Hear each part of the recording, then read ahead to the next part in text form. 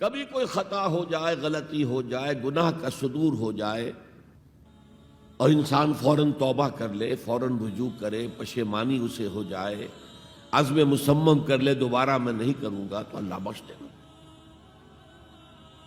انما التوبۃ علی اللہ للذین یعملون السوء بجہالۃ ثم یتوبون من قریب، سورہ نساء میں فرمایا اللہ کے ذمے ہے ان لوگوں کی توبہ قبول کرنا۔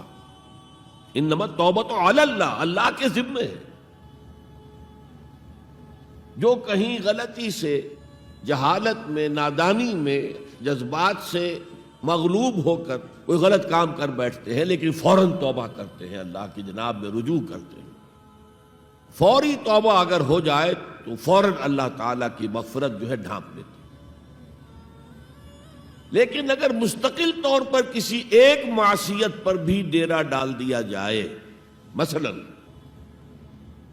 آج کی دنیا میں جو بہت بہت کامن شے ہے، سود جسے اللہ نے حرام قرار دیا، جس پر اللہ کی طرف سے اعلان جنگ ہے، فَأَذَنُوا بِحَرْبٍ مِّنَ اللَّهِ وَرَسُولِهِ، تو سن لو، الٹیمیٹم ہے اللہ اور اس کے رسول کی طرف سے۔ اسے اپنے کاروبار کا مستقل جز بنا لیا تو ایک غلطی، ایک گناہ بھی انسان کو ہمیشہ کے لیے جہنم میں ڈال سکتا ہے۔ بَلَا مَنْ كَسَبَ سَيِّئَةً وَأَحَاطَتْ بِهِ خَطِيئَتُهُ فَأُولَٰئِكَ أَصْحَابُ النَّارِ هُمْ فِيهَا خَالِدُونَ۔ کیوں نہیں؟ کسی نے جان بوجھ کر ایک بڑا گناہ کمایا، چھوٹے چھوٹے گناہ جو ہے، گناہ صغیرہ، وہ تو خود بخود بھی دھلتے رہتے ہیں، اللہ کی رحمت سے صاف ہوتے رہتے ہیں۔ لیکن کسی نے کبیرہ گناہ کمایا، جان بوجھ کر کیا، اور پھر اس پر ڈیرے ڈال دیے اور وہ گناہ اس کے گھر گھیرا کر بیٹھا، احاطت بہ خطیئتہ فاولئک اصحاب النار ہم فیہا خالدون، تو وہ ہے جہنمی اور اس میں ہمیشہ رہنے والا۔ تو اطاعت اللہ کی، اطاعت رسول کی، یہ تو اسلام کا بنیادی مطالبہ ہے۔ اگر یہ بھی نہیں ہے تو پھر کچھ نہیں، اگر یہ نہیں تو بابا پھر سب کہانیاں۔ اب ذرا اس سے قدم اوپر اٹھیے، اطاعت کے ساتھ محبت۔ جب اللہ کی اطاعت کے ساتھ اللہ کی محبت جمع ہو جائے گی تو اس کا نام ہے عبادت۔ امام ابن تیمیہ رحمۃ اللہ علیہ کے جو شاگرد رشید ہیں، حافظ ابن قیم رحمۃ اللہ علیہ، انہوں نے عبادت کی ڈیفینیشن کی ہے۔ عبادت کیا ہے؟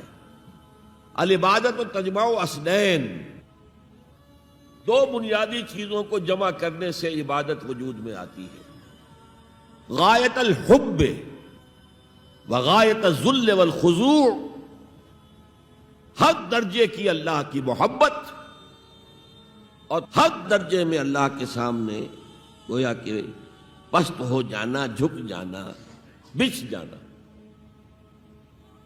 انتہائی اطاعت، انتہائی محبت۔ انتہائی میں کیوں کہہ رہا ہوں؟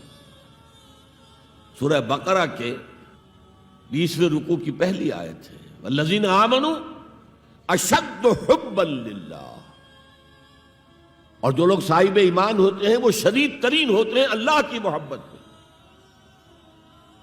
بعد میں یہ تو مثبت انداز ہے، منفی انداز میں جو آیت آئی ہے وہ بہت سخت وعید والی ہے، وہ میں بعد میں آپ کو سناؤں گا، تلاوت میں نے کی ہے۔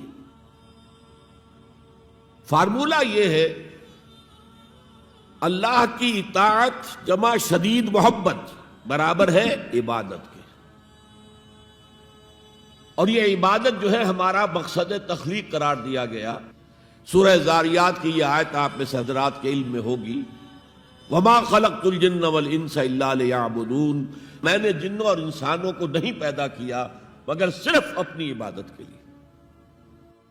یہ ہمارا مقصد تخلیق ہے۔ اس میں سے اطاعت والے حصے کی صحیح ترجمانی کی شیخ سعدی رحمۃ اللہ علیہ نے، زندگی آمد برائے بندگی، زندگی تو آئی ہے اطاعت کے لیے، بندگی کے لیے، غلامی کے لیے، عبدیت کے لیے۔ زندگی آمد برائے بندگی، زندگی بے بندگی شرمندگی۔ اگر اللہ کی بندگی ہی نہیں ہے تو سراسر شرمندگی ہے یہ، اور کچھ بھی نہیں۔ تو اللہ تعالیٰ کی عبادت جس کے لیے ہمیں پیدا کیا گیا، اسی کی دعوت تمام رسولوں نے دی. یا قوم اعبدوا اللہ ما لکم من الہ غیرہ، اے میری قوم کے لوگو اللہ کی عبادت کرو، تمہارا کوئی معبود اس کے سوا نہیں ہے. حضرت نوح کی دعوت بھی یہی تھی، حضرت ہود کی بھی یہی تھی، حضرت صالح کی بھی یہی تھی، حضرت شعیب کی بھی یہی تھی. بس فرق کیا ہے کہ پہلے رسول آتے تھے اپنی اپنی قوموں کی طرف صرف، لہذا آپ کو ان رسولوں کے ضمن میں ملے گا یا قوم اعبدوا اللہ ما لکم من الہ غیرہ، اے میری قوم کے لوگوں اللہ کی عبادت کرو، اللہ کی بندگی کرو، اللہ کی پرستش کرو، اسی کو اپنا محبوب اصلی بناؤ اور اس کے ہر حکم کی اطاعت کرو. یا قوم اعبدوا اللہ ما لکم من الہ غیرہ. نبی اکرم صلی اللہ علیہ وسلم پر آ کر، کیونکہ آپ کی بعثت ہے پوری نوع انسانی کے لیے، تو اب یا قومے کا لفظ نہیں رہا، یا ایھا الناس، اے لوگو، اے بنی نوع انسان. یا ایھا الناس اعبدوا ربکم الذی خلقکم والذین من قبلکم لعلکم تتقون. اے لوگو عبادت کرو، بندگی کرو، پرستش کرو اپنے اس رب کی جس نے تمہیں بھی پیدا کیا اور جو تم سے پہلے تھے ان کو بھی پیدا کیا تاکہ تم بچ سکو. یہ کیوں کہا دوہرا کر تم سے پہلوں کو بھی پیدا کیا؟ اس لیے کہ اکثر و بیشتر گمراہ لوگ مشرکین کیا کہتے تھے اپنے رسولوں سے کہ ہم تو بس جی اپنے آباء و اجداد کے رستے پر چلیں گے، ما وجدنا علیہ آباءنا، جس طریقے پر، جس طرز عمل پر ہم نے اپنے آباء و اجداد کو پایا ہے ہم نے اسی پر چلنا ہے. تو واضح کر دیا تم بھی مخلوق ہو، وہ بھی مخلوق تھے، تم بھی انسان ہو، وہ بھی انسان تھے، تم سے بھی غلطی ہو سکتی ہے، ان سے بھی ہو سکتی تھی. لہذا یہ اصول نہیں ہے کہ جو بھی آباء و اجداد کی ریتیں ہیں، رسمیں ہیں، طریقے ہیں اور جو ان کے عقیدے ہیں انہی کو آپ لے کر چلیں، بلکہ آپ تو تلاش کریں صحیح عقیدہ کیا ہے، صحیح زندگی گزارنے کا طریقہ کیا ہے، اس کو اختیار کریں. یا ایھا الناس اعبدوا ربکم الذی خلقکم والذین من قبلکم لعلکم تتقون، تاکہ تم بچ جاؤ جہنم کی آگ سے. وتعلو همتي دوما وتسبق خطوتي الأزمان، فوقتي لا أضيعه بما يفضي إلى الخسران، وكفي لا يفارقها أداء البر والإحسان، ولا تدري شمالي عن يميني إنه الكتمان.